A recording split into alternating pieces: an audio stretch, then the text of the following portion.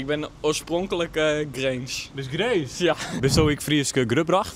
Ja, in principe wel, ja. Zit maar mijn mem die wie net Fries, maar mijn heid wel. Ah ja, klopt niet alles. Ik ben allebei de Fries. Nou, mijn mem is Fries, die komt uit Minneskeer. Ik ben op een boerderij, heb ik Fries geleerd. Maar dat is pas sinds mijn 11e. En ik ben nu 17. Hoe is dan Fries geleerd?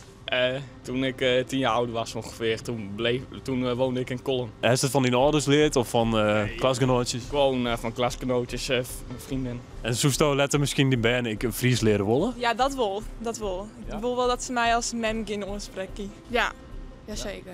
En waarom is dat belangrijk om die band dan ik Fries te leren? Nou, omdat ik zelf ook mijn Fries ben, vind ik wel omdat die taal gewoon wel blauwe maat. Nee. Omdat het gewoon niet in mijn hoofd zit dat ik denk niet in die taal, zeg maar. Ik ben er niet mee opgegroeid. Ja, sowieso. Nou ja, je bent niet toch in Friesland, vind ik dan. Friesland, sorry. Ja.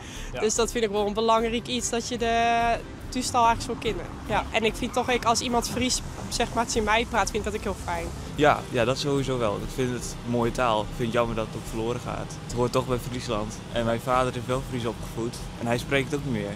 En stel dus zoest een Frieske vriendin hebben, zoest dan ik net Frieske ben willen hebben. Misschien wel, want het is wel een mooie taal. En het zou zonde zijn als die taal weggaat. Dus die taal moet wel worden behouden natuurlijk.